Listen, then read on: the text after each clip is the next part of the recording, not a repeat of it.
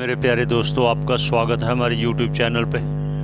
सभी के मंगल की कामना करते हुए, जैसा कि आप ईशावास्य उपनिषद श्रवण कर रहे हैं, ये 1 से लेकर जो 18 मंत्र हैं इस उपनिषद के, उस 18 मंत्रों में कई बार होने वाली शंका हो उसका समाधान करते हुए भाष्यकार स्वयं भाष्य लिख रहे हैं, उसकी व्याख्या श्रवण करते हैं। जो शंका होने वाली होती है, क्योंकि वो सब जानते हैं, शंकराचार्य जी जिन्होंने ये भगवत्पाद जी ने ये भाष्य लिखा है, उस भाष्य क्या व्याख्या श्रवण कर रहे हैं महाराज जी के श्रीमुख से। आइए, सभी के मंगल की कामना करते हुए पुनः पुनः नमः। ओम शांति शांति शांति ही।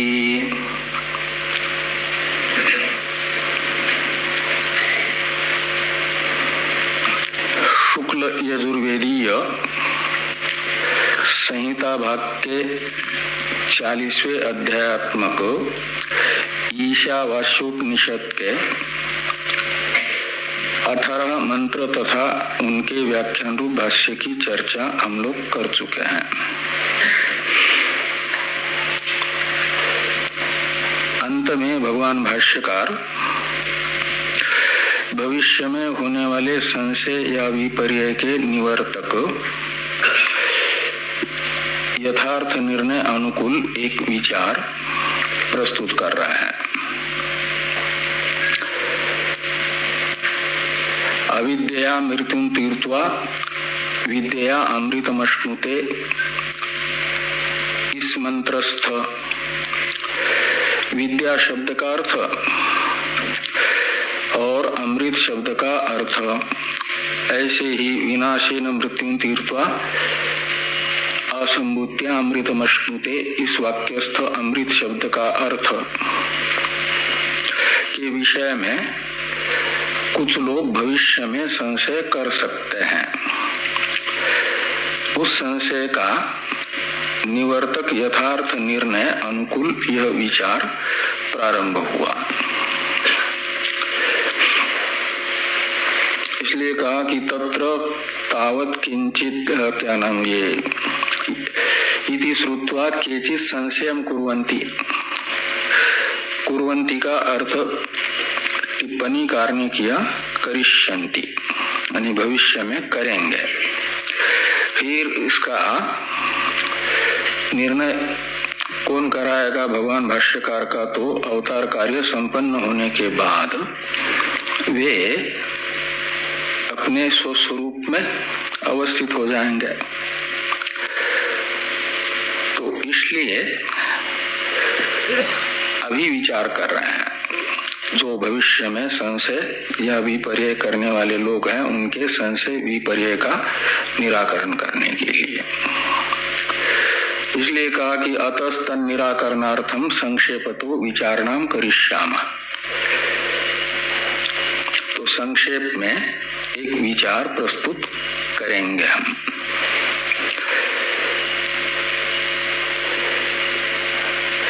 तो संशय होगा ही क्यों या विपर्यय होगा ही क्यों, इस प्रकार की आशंका भाष्यकार के प्रति यदि पूर्व पक्षी करते हैं, तो उसका उत्तर देते हुए भगवान भाष्यकार, पहले तो उनका प्रश्न है कि तत्र तावत किन निमित्त संशय इति, ये पूर्व पक्षी का प्रश्न है। तो संशय का कारण क्या है? तो संशय का कारण ये बताया गया 6 नंबर टिप्पणी में कि व्याख्यानस्य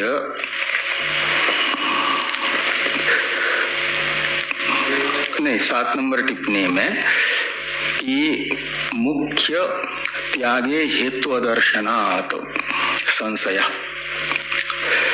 तो मुख्य जो अर्थ है विद्या शब्द का मुख्यार्थ है ब्रह्म विद्या, अहम ब्रह्मास्मि इत्याकारक साक्षात्कार। और अमृत शब्द का मुख्य अर्थ है मोक्ष।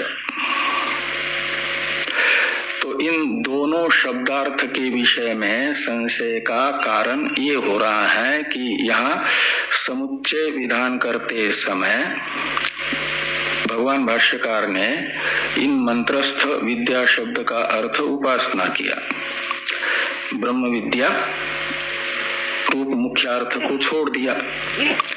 अमृत शब्द का अर्थ अपेक्षित अमृत, या तो साहित्य भाव की प्राप्ति या तो प्रकृति लय रूप अमृत किया। ये अमृत शब्द का मुख्यार्थ नहीं है, मुख्यार्थ तो मोक्ष होता है। तो ये जो अमृत शब्द का मोक्ष रूप मुख्यार्थ है, उसके परित्याग का कोई हेतु यहाँ नहीं दिख रहा है। और विद्या शब्द का जो मुख्यार्थ है अहम ब्रह्मास्मि इत्याकारक साक्षात्कार रूपा ब्रह्म विद्या, उसके परित्याग का भी कोई हेतु नहीं दिख रहा है। तो विद्या तथा अमृत शब्द के मुख्यार्थ परित्याग में हेतु का अदर्शन होने के कारण पूर्व पक्षी को यह संशय हो रहा है कि क्यों यहाँ विद्या शब्द का अर्थ ब्रह्म विद्या नहीं ले रहे हो, विद्या शब्द का अर्थ उपासना ही क्यों कर रहे हो, ऐसा। तो इस अभिप्राय से यहाँ पर ये कहा गया कि तत्र तावत किं निमित्त संशय, ये पूर्व पक्षी का प्रश्न हुआ और उसका उत्तर देते हुए भगवान भाष्यकार कहते हैं उच्यते, यानी कारण बताया जाता है संशय का। विद्या शब्देन मुख्या परमात्म विद्यैव कस्मान् न गृह्यते अमृतत्वञ्च, ये पूर्व पक्षी का प्रश्न है कि यहाँ विद्या शब्द से, विद्या शब्द का जो मुख्य अर्थ है परमात्म विद्या ने ब्रह्म ज्ञान, वही क्यों ग्रहण नहीं किया जा रहा है ब्रह्म ज्ञान विद्या शब्द के अर्थ के रूप में। यदि विद्या शब्द का अर्थ ब्रह्म ज्ञान करते हैं तो मुख्यार्थ ग्रहण होगा, और उसे छोड़ करके आप विद्या शब्द का अर्थ उपासना कर रहे हो, तो मुख्यार्थ त्याग में कोई हेतु होना चाहिए ना, वो हेतु नहीं दिख रहा है। और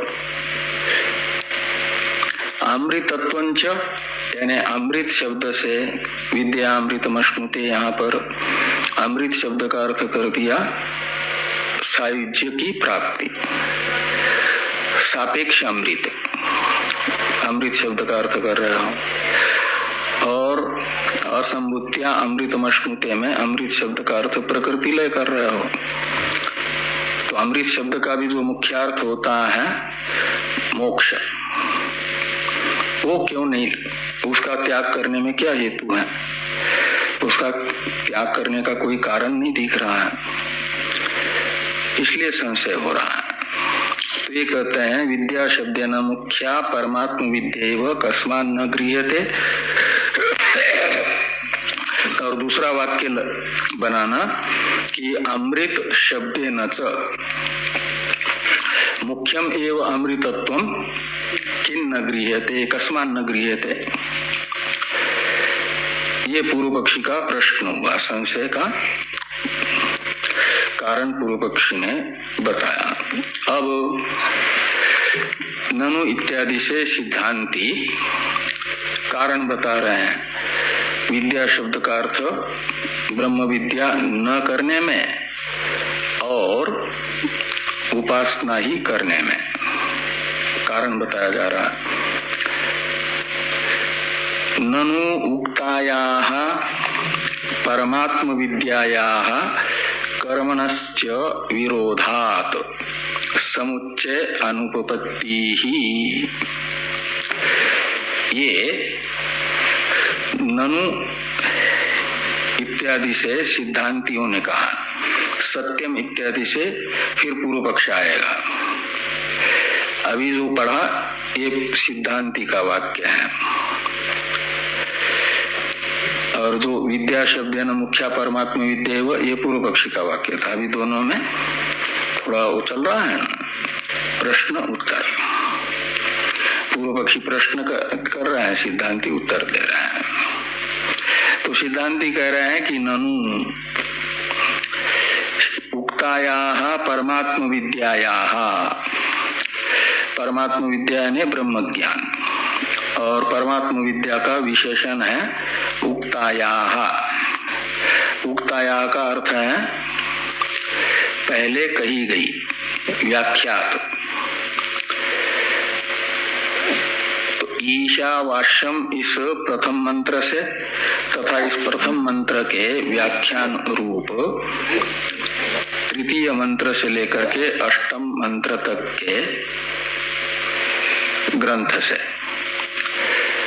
परमात्म विद्या का ही वर्णन हुआ ना। इसलिए उन पूर्व मंत्रों के द्वारा, द्वितीय मंत्र छोड़ करके अष्टम मंत्र तक 7 मंत्रों के द्वारा जिस विद्या का वर्णन हुआ, परमात्मा स्वरूप का वर्णन हुआ है, तो इन मंत्रों ने परमात्मा का स्वरूप यानी आत्मा का वास्तविक स्वरूप बताया। तो इन मंत्रों के अर्थ का जब ज्ञान होगा तो वो अर्थ है परमात्मा ही, और उसका ज्ञान होगा परमात्मा विद्या। तो इन 7 मंत्रों के द्वारा उक्त जो परमात्मा विद्या है उसका, और कुर्वन्नेवेह कर्माणि इस द्वितीय मंत्र से सूत्र रूप से बताई गई कर्मनिष्ठा तथा इस द्वितीय मंत्र के व्याख्यान रूप नवम मंत्र से लेकर के 18वें मंत्र तक के ग्रंथ से व्याख्यात जो कर्मनिष्ठा है यानी कर्म रूप साधन है, तो इन दोनों का आपस में विरोध है। अहम ब्रह्मास्मि इस परमात्म विद्या का और कर्म का आपस में विरोध है। यह हम संबंध भाष्य में ही कह चुके हैं। जब परमात्म विद्या होगी, अहम ब्रह्मास्मि बोध होगा, तो ब्रह्म तो अकर्त्री अभोक्त्री है। तो जिसे अकर्त्री अभोक्त्री असंग ब्रह्म मैं हूं ऐसी अनुभूति होगी, वह अपने आप को कर्ता ही नहीं समझेगा तो कर्म कैसे करेगा? कर्म का तो निमित्त है सबसे पहले अपने आप को कर्ता समझे। कर्तृपना का अभिमान होना चाहिए, कर्तृत्व भोक्तृत्व का अभिमान, यह अध्यास है। और ये अध्यास अहम ब्रह्मास्मि साक्षात्कार होने पर नहीं रहता। उसी क्षण समूल अध्यास की निवृत्ति होती है, तो मोक्ष है। तो जब अध्यास ही नहीं रहेगा तो अग्निहोत्रादि कर्म का अनुष्ठाता वो कैसे बन पाएगा? इसलिए ब्रह्मज्ञानी और वो कर्म नहीं कर सकता जिसको अप्रोक्ष ब्रह्म ज्ञान हुआ। कर्म क्योंकि उनकी जो उपाधि है सक्रिय, उस उपाधि के द्वारा तो कुछ व्यापार होते हुए दिखेंगे, लेकिन उनका उस समय भी ये निर्धारण रहता है जीवन मुक्त ब्रह्मज्ञानी का, इंद्रियाणि इंद्रियार्थेषु वर्तन्त इति मत्वा न सज्जते। इंद्रिय रूप गुण अपने अपने रूपादि ग्रहण रूप जो गुण है यानी व्यापार है उसमें वर्तन कर रहे हैं। इंद्रियाणि इंद्रियार्थेषु वर्तन्ते यानी प्रवर्तन्ते इति मत्वा, ऐसा निश्चय रख करके, और मैं तो इनसे अलग इनके व्यापारों का साक्षी हूं, इनको व्यापार करते हुए यानी अपने अपने विषयों का ग्रहण करते हुए देखने वाला हूं, इंद्रियात्मक नहीं हूं। उनका दृष्टा हूं। दृष्टा दृश्य से अलग होता है। इस प्रकार का निश्चय जीवन मुक्त का रहता है, ब्रह्मज्ञानी का रहता है, तो ब्रह्मज्ञानी फिर कर्ता नहीं हो सकता। उस ब्रह्मज्ञान के साथ कर्म का समुच्चय नहीं कर सकते। ऐसा हम पहले कह चुके हैं कर्म और ब्रह्मज्ञान के विरोध को। ये यहाँ पर कह रहे हैं कि उक्तायाः परमात्म विद्यायाः कर्मणश्च विरोधात्, ये पंचम्यंत हेतु है। इसीलिए ये विरोधात इससे बताया गया जो कर्म तथा ब्रह्म ज्ञान का विरोध, ये हेतु होगा विद्या शब्द के मुख्यार्थ ब्रह्म ज्ञान का परित्याग करने में।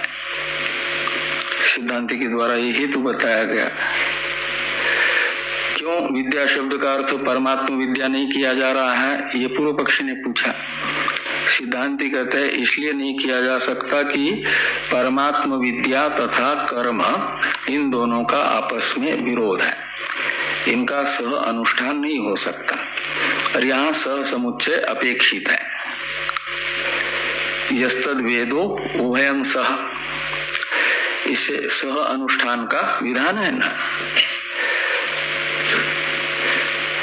तो इसलिए कहते हैं समुच्चय अनुपपत्ति, यानी परमात्म विद्या तथा कर्म इन दोनों का आपस में विरोध होने से इन दोनों का समुच्चय अनुष्ठान उचित नहीं है।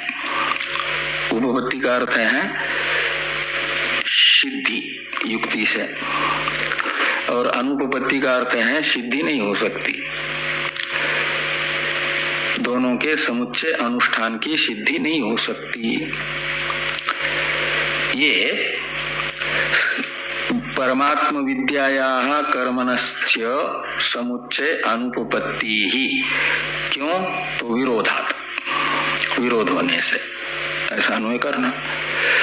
इस प्रकार ये सिद्धांतियों ने पूर्व पक्षी को कहने पर, पूर्व पक्षी ये तो स्वीकार कर रहे हैं कि ब्रह्म ज्ञान तथा कर्म के आपस में विरोध का आपने पहले कथन किया है, इसे स्वीकार करते हैं। सामने वाले ने जो कहा उसमें से आधी बात स्वीकार करने के लिए और आधी बात में असहमति जताने के लिए सत्यम इस शब्द का प्रयोग किया जाता है। इसलिए पूर्व पक्षी यहाँ पर सिद्धांति ने जब विरोध हेतु बताया तो सत्यम इस शब्द से, शब्द का प्रयोग करके बता रहा है कि आपने ब्रह्म ज्ञान तथा कर्म के समुच्चय अनुपपत्ति का हेतु दोनों का आपस में विरोध जरूर बताया है। ये हम भी स्वीकार करते हैं, हम भी विस्मृत नहीं हुए हैं, इसका हमें विस्मरण नहीं है आपने जो बताया था। लेकिन जैसे विद्या पदार्थ और अविद्या पदार्थ का समुच्चय अनुष्ठान आप युक्ति से नहीं बता रहे हो, अपितु विद्यांचा विद्यांच यस्तद वेदो भयंसः, ये जो शास्त्र वचन है, इस शास्त्र वचन के आधार पर आप समुच्चय विद्या तथा अविद्या शब्दित कर्म इन दोनों का आपस में समुच्चय अनुष्ठान बता रहे हो, स अनुष्ठान बता रहे हो। तो जैसे ये शास्त्रीय माना जाएगा स समुच्चय, शास्त्रीय यानी शास्त्र के द्वारा प्रतिपादित, और विद्या शब्द के मुख्यार्थ में और कर्म में जो विरोध बता रहे हो, उनका ज्ञापक प्रमाण यदि हम आपको पूछते हैं तो युक्ति रूप प्रमाण बता रहे हो, अनुमान प्रमाण बता रहे हो, तर्क को बता रहे हो, तो ये विरोध तो हो गया, तर्क प्रमाण से बताया गया, और सह अनुष्ठान हो गया शास्त्र प्रमाण के द्वारा बताया जाने वाला। तो कहते जैसे सह अनुष्ठान शास्त्रीय है, ऐसे विरोधा विरोध भी शास्त्रीय ही जो होंगे, यानी शास्त्र प्रतिपादित होंगे, उनको स्वीकार किया जाएगा। शास्त्र प्रतिपादित सह अनुष्ठान के साथ शास्त्रातिरिक्त युक्ति प्रमाण से ज्ञापित जो विरोध है उसका विरोध नहीं माना जाएगा। उस हेतु को, यानी ब्रह्मज्ञान तथा कर्म के विरोध को प्रामाणिक नहीं माना जाएगा। विरोध अविरोध शास्त्रीय हो, शास्त्र बताता हो दोनों का विरोध, तब तो विरोध माना जाएगा दोनों का, यानी कर्म तथा ब्रह्म ज्ञान का। और शास्त्र यदि अविरोध बताता है, विरोध नहीं बताता है, तो फिर वो अविरोध ही माना जाएगा। ब्रह्म ज्ञान के साथ भी कर्म का समुच्चय माना जाएगा। खाली युक्ति प्रमाण से बताया गया विरोध वो हेतु नहीं बन सकता समुच्चय अनुष्ठान में। इस प्रकार पूर्व पक्षी अपना पक्ष दिखाने के लिए सत्यम शब्द का प्रयोग करते हैं कि सत्यम यानी जो आपने बताया है वो ठीक बताया है, कि युक्ति से इन दोनों का विरोध ही प्रतीत होता है, कर्म ब्रह्म ज्ञान का। ये तो कहा है, तो भी कहते हैं विरोधस्तु नाव गम्यते विरोधा विरोधयोः शास्त्र प्रमाणकत्वात्। समुच्चय युक्ति से सिद्ध नहीं होता कर्म ब्रह्म ज्ञान का। ये जो आपने कहा वो उपपत्ति से अनुप कहा है, का मतलब युक्ति के आधार पर कहा है। अनुपपत्ति का अर्थ होता है युक्ति से असिद्धि।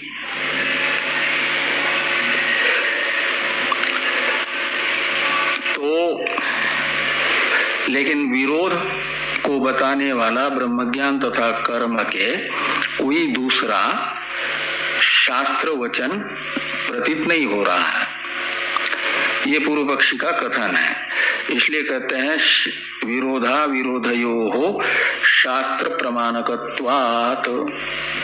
तो समुद्र कर्म तथा ब्रह्म ज्ञान इनका विरोध तब माना जाएगा कि ब्रह्म ज्ञान तथा कर्म ये दोनों शास्त्रीय होने से इनका विरोध भी शास्त्रीय ही स्वीकार किया जाएगा, या अविरोध भी शास्त्रीय स्वीकार किया जाएगा, न कि अशास्त्रीय। यथा विद्या अनुष्ठानम विद्योपासनं च शास्त्र प्रमाणकम। तो यथा अविद्या अनुष्ठानम,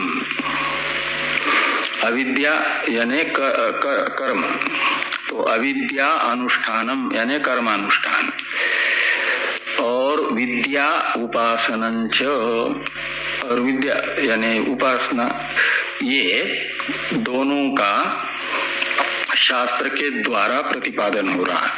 इसलिए इन दोनों को कहा जाएगा शास्त्र प्रमाणक।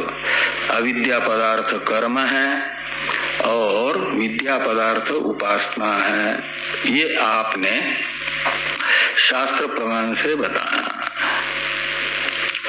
तथा तद विरोधा विरोधयोरपि, तो तद इस शब्द से ग्रहण करना कर्म उपासना को, कर्म और ज्ञान को, विद्या पदार्थ और अविद्या पदार्थ को।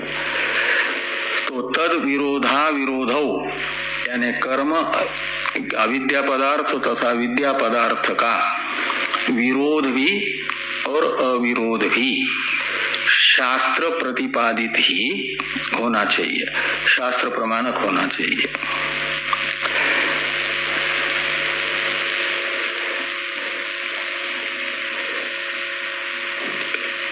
तो शास्त्र प्रमाणक जो होते हैं उनका विरोध या अविरोध स्वीकार किया जाता है। इसे बताने के लिए एक उदाहरण है, यानी शास्त्र प्रमाणक ही विरोध अविरोध हम स्वीकार कर सकते हैं, ऐसा पूर्व पक्षी ने कहने पर पूर्व पक्षी स्वयं ही इसके लिए सिद्धांति के मन में अपने इस सिद्धांत को स्थापित करने के लिए शास्त्रीय विरोधा विरोध ही स्वीकार्य होगा, ये जो पूर्व पक्षी का सिद्धांत है इसे दृढ़ करने के लिए दृष्टांत बताते हैं, उदाहरण बताते हैं मीमांसा का कि यथा च न हिंस्यात् सर्वा भूतानि इति शास्त्रावगतम पुनः शास्त्रेणैव बाध्यते अध्वरे पशुम हिंस्यादिति। ये उदाहरण है। तो कहते हैं जैसे न हिंसा सर्वा भूतानि वेद वाक्य है, तो भूत शब्द का अर्थ है प्राणी, तो भूतानि यानी प्राणी मात्र, और किसी भी प्राणी की हिंसा न करे। न हिंसा सर्वा भूतानि का अर्थ निकलेगा, सर्व यानी समस्त प्राणी, और समस्त प्राणियों की हिंसा न करें। ये अहिंसा का विधान हुआ एक प्रकार से, हिंसा का निषेध, अहिंसा का पालन करो कह रहा। तो ये अहिंसा मानी जाएगी शास्त्र प्रमाणक, शास्त्र प्रमाण के द्वारा प्रतिपादित।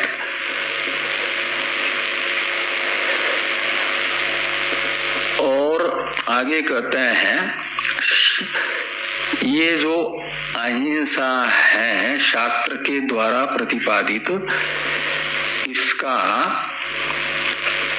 बाध करने वाला भी एक विशेष शास्त्र वचन आता है। वहां अहिंसा का बाध करके ये सामान्य वचन है, न हिंसा सर्वभूतानि, किसी की भी हिंसा न करें सर्वत्र कहीं पर भी। और एक विशेष वचन आता है